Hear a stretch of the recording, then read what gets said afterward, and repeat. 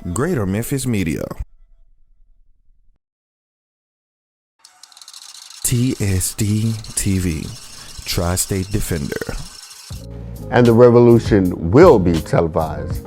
Welcome, and it's welcome home to the Brian Clay Chronicles on the Greater Memphis Media Television Network. It's been a while.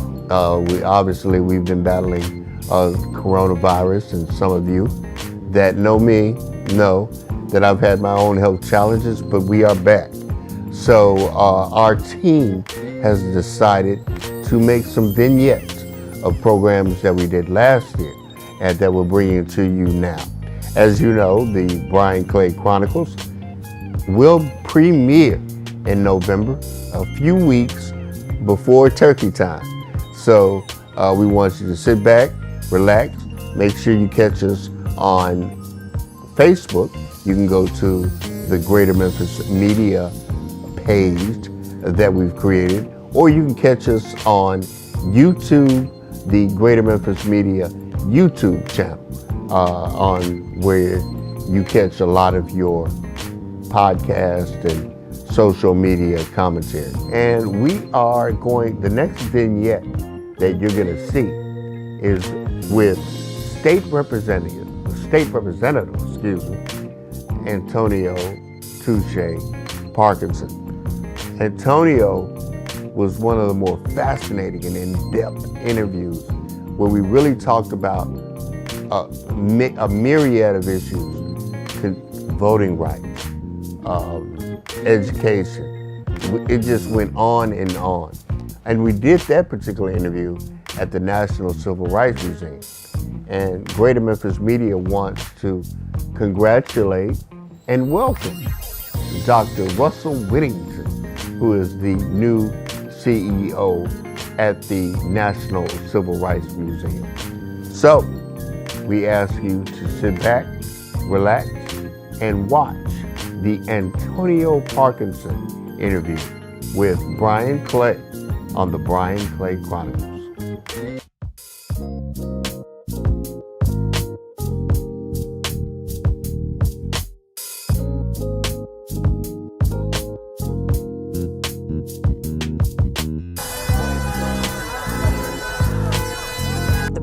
Shooting, including whether her civil rights were violated. Tonight, many civil rights leaders say the decision not to bring charges for Breonna Taylor's death. To come into Seattle, 75 have been deployed to Seattle tonight. The other 125 will arrive in the city tomorrow.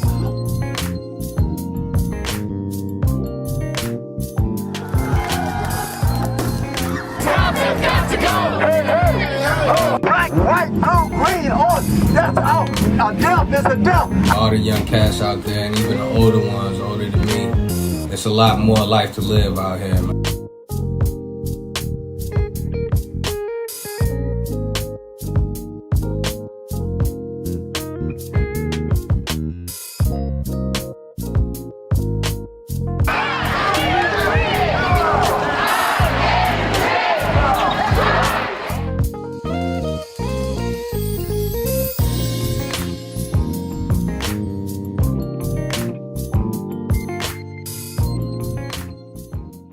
And the revolution will be televised. I am your host, Brian Clay, and this is the Brian Clay Chronicles, and we have a treat today, sitting here with State Representative Antonio Parkinson. Can we talk about a few things? Let's talk about a few things, man. We're going to talk about a few things today. We're going to talk about voting rights. We're going to talk about the action that happened in the State House. Real quick, before we get a break, what do you think? Well, I think that there is a lot of movement based on fear. Mm-hmm. And so it's a lot to talk about. A lot of things happening, and we're in a different space and different time in America, not just in Tennessee. But looking forward to jumping into it. Yeah, it's going to be exciting. We've done this before. We have. We have. That's right. That's right. So sit back, relax, drink a cup of coffee, have a cup of tea, and enjoy this tarde tar with Touche Parkinson. Family. security, happiness. They had it all. A good life. Then, one day, the unexpected happened. And just like that, everything changed. Things spiraled downhill quickly. Suddenly, their lives were falling apart. They were facing the unknown. I'm attorney Ursula Woods. Call us at the bankruptcy law firm before it's too late. We can help you get back on track and give you the second chance that you deserve. Brother Parkinson, how's life up in Nashville? I see you all are really active. Yeah, active is a good choice of words. Yeah. Things move fast in Nashville. Right, right. I tell people when they come to the Capitol, when they come for the first time, or if they come visit, that they're standing in the most powerful plot of property in the state of Tennessee. This is the most powerful building in the state of Tennessee. Right. And that's why I always try to impress upon people how important your state elections are, because we're the ones that make the rules, and we can change the rules anytime we want to change the rules. Right. And that's what happens. The rule maker are the ones who determine the outcome of the race. And so we make those rules up there every year when we go into session from January to the middle of May. We are making the rules or making the laws that people have to live by. Now, let me qualify how important that is too, because I want to preface this whole conversation with that. There's not a single thing that you do in your life that is not governed by law. Right. And I challenge any of your viewers, any of the people that's listening or watching, if they can show me one thing that is not governed by law, I will cash at them $50 right now. Wow. That's how much I stand on that. And so we are the lawmakers. Right. And so if we are determining how you are to operate with every aspect, facet, moment in your life, then don't you think that's very important? That's very important, and that's a very important thing to know. Many moons ago, when I ran against actually an individual is still up there now. One of the Memphis attorneys, I can't think of his name. Oh, Jeff Goldblum. And Jeff Goldblum said, he sat me down and he said, "What are your responsibilities if you get elected as a state representative?" And I said, "Man, come up with great ideas and blah, blah, blah." And keep in mind, I was very young then. And he said, "No, you make laws." That's what you do. You make laws. And I think a lot of people, especially in our community, they don't have an understanding of what a state representative is supposed to do. Right. I think a lot of times probably constituents walk up to you and say, "Can you get my WIC?" Or, that's not really what you do. Right. You make laws. We make laws. So we have 2 statutory duties, and we have 2 duties that are non-statutory that I say are just as important. The 2 statutory duties are we make laws, and we are to pass a budget. Right. That's our 2. That's the only thing I am by law supposed to do. Right.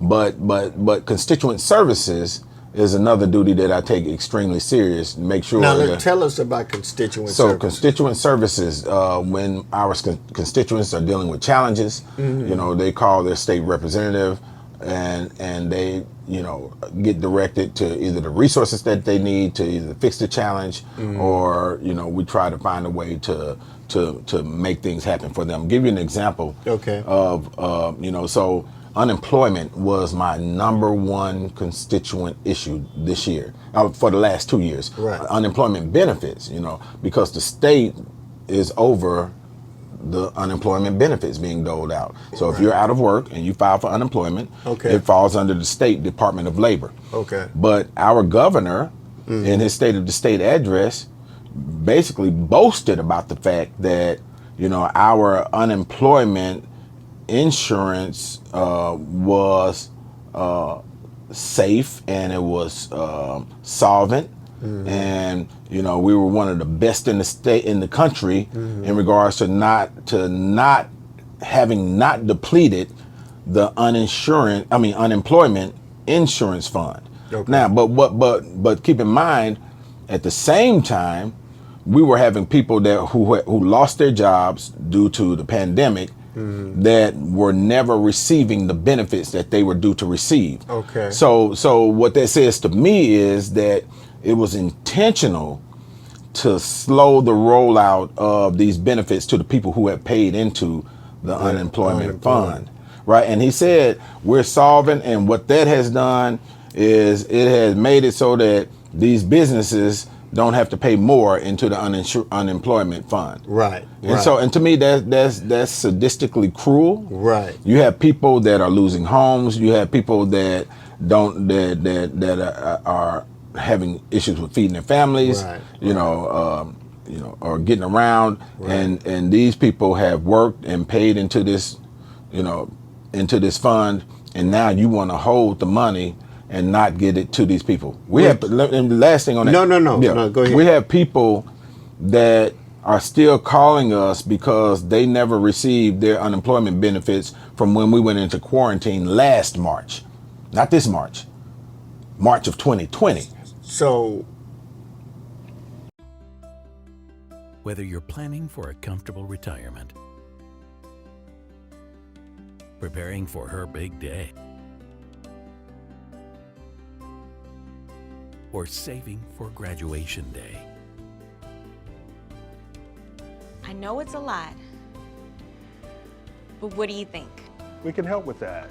Preserver Partners, preparing for your future today.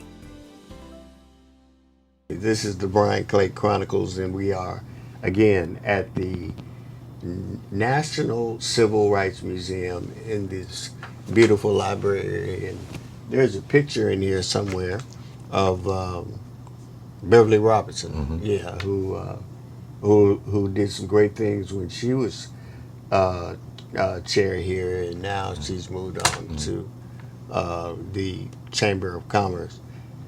Brother Antonio, voting rights. It again, it seems like there is a coordinated effort. Tell us what's happening with voting rights in Tennessee. The governor, Bill Lee, again seems very harsh and cruel in regards to the voting rights situation and what it means to minorities, not only in Tennessee, but in this country, especially a city like Memphis. Yeah. So it's good that you asked that, and I guess we'll come back to the question that we're going to get there. But I say let it flow. So it's good that you asked that, because right now the Republican Party is at a crossroads, right, as to whether or not they don't know who they are. They're the Republican Party, or they're the Trump Party, or is there two different ones? The Trump. The group of Trump supporters inside of the Republican Party are adamantly trying to dismantle democracy. While the traditional or mainstream Republican Party, while I disagreed with a lot of ideology when it came to that party, but I've never known them to want to dismantle democracy. And I'm a Marine. And we fought wars to spread democracy and to spread human rights, but right here in America, where democracy began, there's an attempt to completely dismantle it. And if you look at what happened on was it January 6th? January 6th, with the insurrection.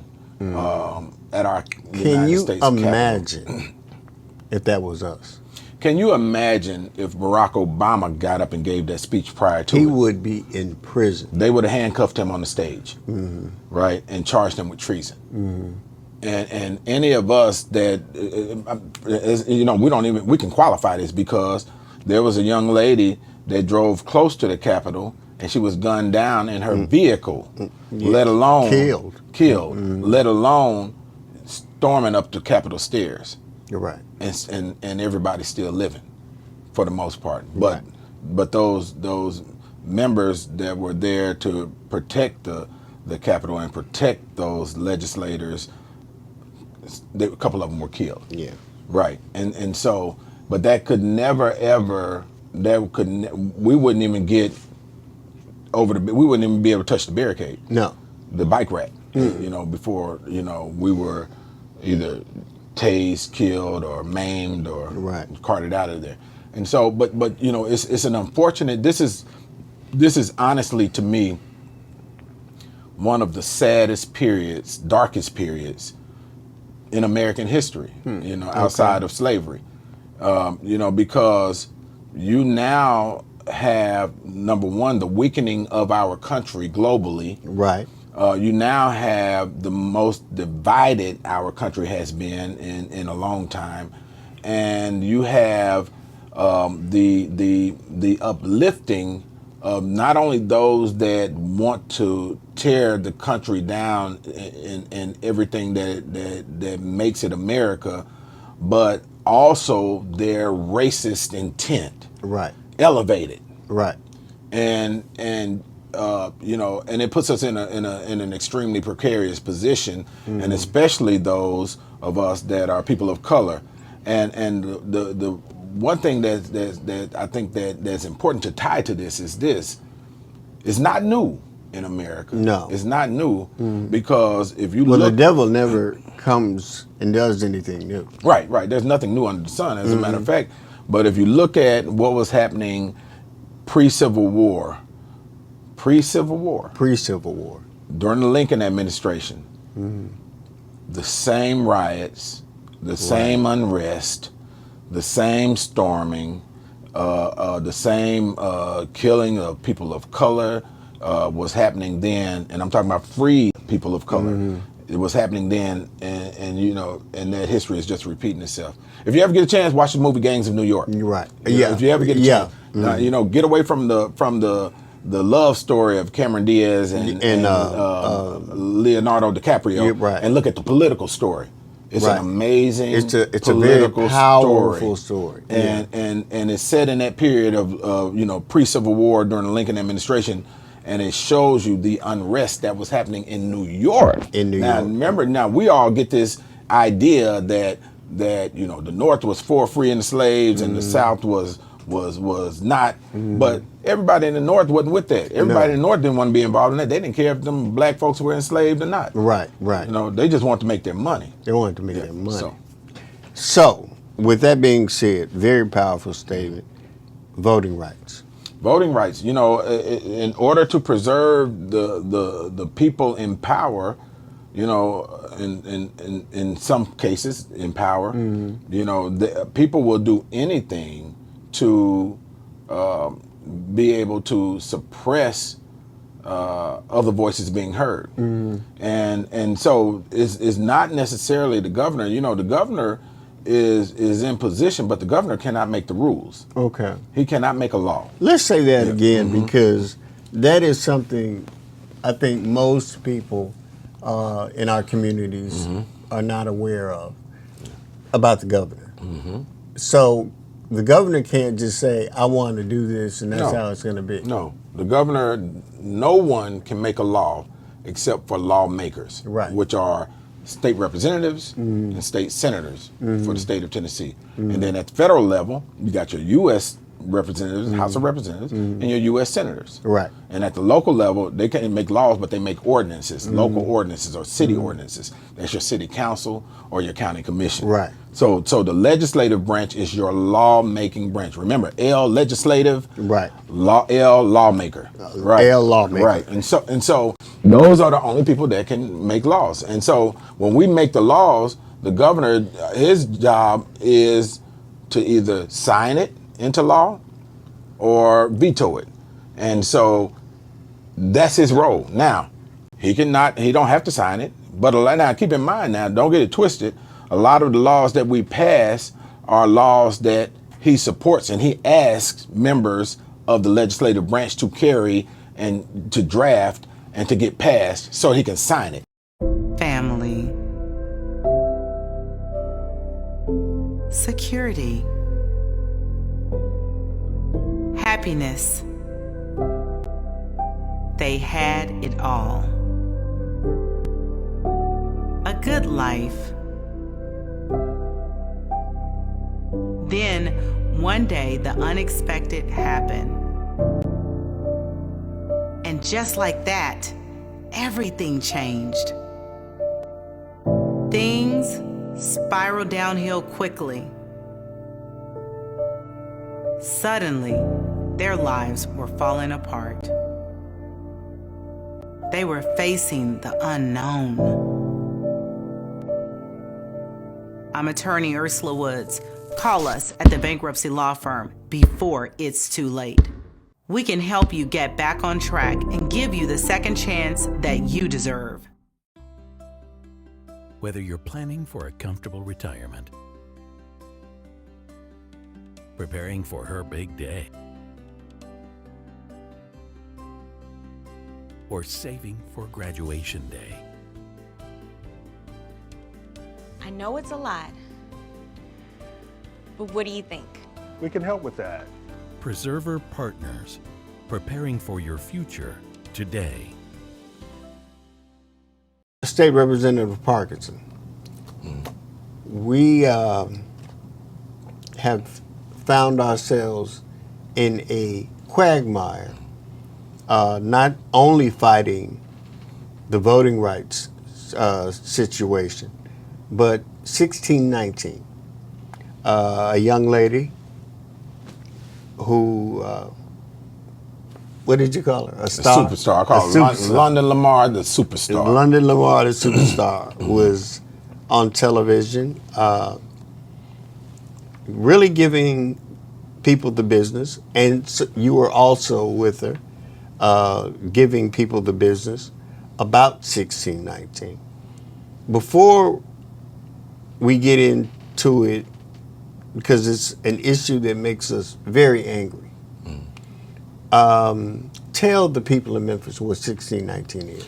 Right, so 1619 is a literary piece that was published by the New York Times last year, and it spoke to the history of slavery and the vestiges of slavery here in America, and all of the benefits, or some rather, of the benefits that people are still enjoying from that period in America. And there's so many, and I try to explain to people that, slavery was an institution. Right. It wasn't just one day that we just popped up over here, right? Right. Mm-hmm. A couple of things. One, there was no slave brought to America. Right. These were people that were roaming their communities and were kidnapped. Right. And were trafficked. Right. And brought and sold into captivity. Mm-hmm. So I want you to think about it. Let's put it in terms here. You're walking to the Hollywood Fish Market, and someone pulls up in a van, snatches you in there, takes you away, puts you on a boat, going into a foreign land, and then sells you to someone, let's say in Asia or somewhere, for you never to be seen by your family again. Never. So I want people to understand what we were dealing with. You were not a slave when they put you in that van. And so we have to get away from the terminology of slaves were brought to America. No, no slaves were brought to America. Free people were kidnapped and then sold into bondage. Right. Now, the 1619 project illustrates that, and I encourage everyone to read it. You'll read it end to end because it's that interesting. But that, brought up even more conversation about the fact that, you know, these schools and our, you know, students were having conversations, and they coined it critical race theory, which means basically that if we're talking about the institution of slavery, and we're talking about those things that happened, then someone is accountable, and so that's the critical part, right? And why and how and what they did, you know, needs to be addressed. Now, I also want to make sure that we're clear when we say, well, when I say the institution of slavery. I want you to think about what, you know, it wasn't just that, you know, they put these black folks on a plantation and then they were picking cotton or sugar cane or whatever it was that they had them doing, but it was an institution, which means that not only were the 6% of slave or plantation white male plantation owners owning slaves, but there were people that were benefiting from and part of that whole economic ecology. Let me qualify that. You had people that was in the business of iron, selling chains. You had shackles and tools and farm equipment. You had people selling, you know, that did housing for slaves, slave quarters. You had people, businesses that insured slaves that are still flourishing today. You have really a whole platform of businesses. It's a whole economy. Which is why. So the reason why I put that in there is because I want you to understand why a war was fought. You know, it's so much of an economy that economy was overtaking the economy of the entire United States. Right. So the South's economy was booming because of the agriculture industry that was driven by free labor. Right. And so when Washington D.C. started saying, hey, we got to do something about this, because it wasn't because they felt sorry for you know, us poor black folks. No, it was all about the money. It's always been about the money, and you know, and I'm going to drift a little bit, but with purpose. Now it's always, let's say that again. It's always been about the money. Listen, the language in America is and has always been capitalism, not English, not Espanol. Not Arabic, French, it's capitalism. So if you are not speaking capitalism or money, then they're not hearing you. Whether you're planning for a comfortable retirement, preparing for her big day, or saving for graduation day. I know it's a lot, but what do you think? We can help with that. Preserver Partners, preparing for your future today. And not to close out here, but we've ran out of time. What's going to happen specifically here in Memphis? Not just here in Memphis, but in Tennessee and other states. In other states across the country. They said that if you do not say something good about us when you're talking about this in the classroom, we will take funding from your school. That's the basics of it. Will that last? It depends on what our educators want to do. Okay. But it's the law that erases or dilutes or deletes or forces teachers to not tell the truth about what has happened in our history. And you know how I feel about teachers. State Representative Parkinson, we got to do this again. Yeah, we got a lot to talk about. We got a lot to talk about. Right. We need a part 1, part 2, part 3, and part 5. Really, we do. Yeah. We do. Thanks again. We want to send a special shout out and a beautiful thank you to Miss Faith Morris, who allowed us to come down to the Civil Rights Museum and come to the library here and to have this discussion about these issues that need to get out to the community very quickly. and you will see them always in the Tri-State Defender. So, for all of the staff with Greater Memphis Media, if somebody asks you how we are doing, tell them we're rising. We'll see you next time on the Brian Clay Chronicles. Man. Wasn't that a dynamic interview with our brother Touche Parkinson? It was wonderful, and it's amazing that even though I think now that particular interview we did, I think going into the summer of 2021. However, it's still so much dynamic information that we aim to share each time that you watch the Brian Clay Chronicles. Hey, we're doing a lot this year. We're producing a magazine that has been coming for quite some time, the iVision Project magazine. Well, we're going to focus in on faith, business, health, education, HBCU news, HBCU sports. All of that will be highlighted in the iVision Project magazine. Lemoyne on radio. There's going to be a lot coming with that. So we want you to just sit back and wait a little bit. Be patient with us. But we're going to be doing a lot. Hey, I appreciate you coming to share some time with the Brian Clay Chronicles. We've been doing this for quite some time now, and we want to just thank you for working with us so much. So, if anybody asks you, how things going, what's going on, you tell them we're rising. Greater Memphis Media, intelligent information and ideas for today's urban intellectual. Pow, pow.